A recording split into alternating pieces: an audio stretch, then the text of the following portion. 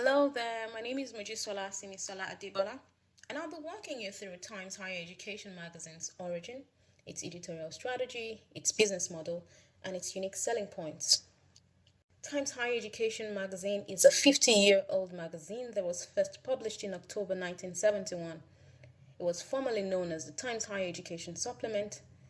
It used to be a fortnightly magazine, it still is, and used to report specifically on news and issues related to higher education in the United Kingdom, but it has since evolved and expanded beyond that. Times Higher Education magazine became known for publishing the prestigious annual World University Rankings, which first appeared in November 2004. In 2009, it broke with its rankings compiling partner, Cocorelli Simmons, that's QS, and signed an agreement with Thomson Reuters to provide data for its compilations. That decision turned out to be one of the best decisions Times Higher Education had made in decades of its operations. Talking about audience and demographics, the United Kingdom has the single highest percentage of the Times Higher Education audience.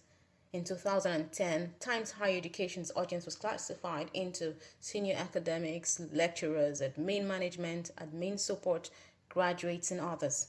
Today, those figures have grown wildly, as can be seen in the audience slide in this presentation.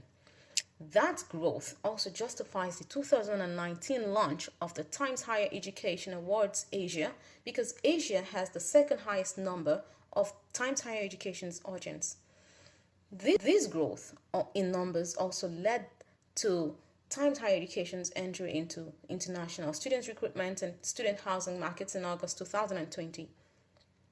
Its audience spectrum can be further classified into 3 of the 10 audience spectrums created by audienceagency.org. 1. Metroculturals. This group are prosperous, liberal, urbanites, and are very interested in a very wide cultural spectrum, which Times Higher Education does provide. The second group are the commuterland culture buffs. This second group are affluent and professional consumers of culture. The third group, experience seekers. They are highly active, diverse, social, ambitious, and engaging with art in its several dimensions on a regular basis. Next is the editorial connect. What is Times Higher Education's commissioning process, and how well do the commissioning editors understand their audience? Now, I must confess, very little is known of Times Higher Education's content commissioning process and things like finances, because that's how they have left a lot of things. But do the commissioning editors understand the assignment? Absolutely. From satirical articles telling how to succeed in academia through upward toxicity to how students can find jobs in any part of the world, the content matches demand. The writing style and tone match taste and suits the target audience. This is an example of Times Higher Education's in-house created content, not contributions, which they also have. It is also an example of Times Higher Education's writing for the audience. In slide 5, Times Higher Education also has a wide range of contributors who write for them. According to Times Higher Education's standards, these are people who are real stars in their profession. Some of them are Coursera, edX, D2L, and EAB. They also have professionals in the academia who write for them, not just these organizations I have listed. In slides 4 and 5 are perfect examples of how these writings are written to suit the target audience. It hits targets. It doesn't go above or beyond. It's perfect. It suits the audience precisely. Regarding whether there are themes the commissioning editors should be promoting more often, I would say it is quite difficult to find what stone Times Higher Education has left unturned. What is its business model? Now, Times Higher Education has positioned itself as a branding solution for universities to better position themselves to their target audience in a saturated marketplace. In slide 7, Times Higher Education tells universities they can better position themselves than they currently are. More visibility means more students, and that invariably translates to more revenue for the universities. Profiling universities and dishing out academic news can be boring. We all can attest to that. Now, the Times Higher Education spreads up its content for its niche market in a way I'm yet to see of other magazines in this same market. You can compare that with higher education from India, and you can easily tell the Times Higher Education beats it at this game. And this is important to retain the share of the market. Another is exclusivity. People love to feel special. Times Higher Education lets them. Times Higher Education also earns profit through advertising opportunities, partnerships, subscriptions, direct email marketing, consultancy services, special projects, and Times Higher Education awards. How does Times Higher Education effectively use social media to promote its brand?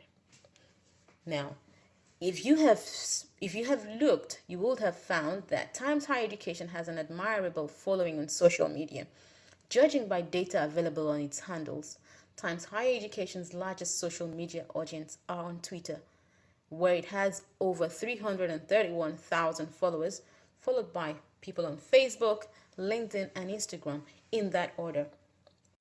The next slide, slide 10, is a brilliant example of how Times Higher Education has used social media, not one channel, but several. It does retarget client ads to the exact audience in need of it, and an even wider potential audience market. And it does this by distilling data curated from Times Higher Education website and social media pages. Now, Times Higher Education has also delved into podcasts lately. It now broadcasts live conversations providing practical advice for higher education professionals. So if a person or if a target audience, if a reader doesn't have time to read, you will definitely have another option. That way nobody's left behind, So you don't have the time to sit and actually read the magazine, either online or in print. You can definitely listen to a podcast that provides practical advice for you as a higher education professional while you do some other thing. Now, what are the 3 key lessons you should learn from this as a brand to strengthen yours? 1, I'll say, keep your eyes on the ball. This is data I'm talking about. Data is king, and data makes a brand sustainable, and this is why. Naturally, the audience wants to know what is the need for me. By keeping a close eye on page views and analytics, Times Higher Education is able to regularly distill data in order to keep the magazine consistently designed to help the audience improve several aspects of their lives, or at least one each time they read it. 2, exploit the full potential of multitasking content and the digital channels to the advantage of the existing offline channel. Even as digital became the order of the day, Times Higher Education did not phase out print copies. Rather, it hopped on the digital train and made the content of its print edition exclusive online. It kept driving readers to the proven system guaranteed to rake in profit for it by engaging people online using internal and external links in search engine marketing to ensure that people clicked on those links and take them back to the website where they would then sign up to read the full or complete article that they started reading on their social media handles or on the website. 3, evolution or dynamism. Finally, as a brand, you must keep evolving and keep your eyes on the goal, evolving from an old academic journal style and tone to presenting itself as a news magazine for the academic sector. Times Higher Education met the demands of the market and never once shifted target. This has been demonstrated in its inclusion of embedded videos on the website and social media pages, its creation or delve into podcasts, webinars, summits, research hubs, and even involving student writers. And this way, it has ensured that there's something for everyone, everybody in its market, everybody who's in its readership sphere. Thank you.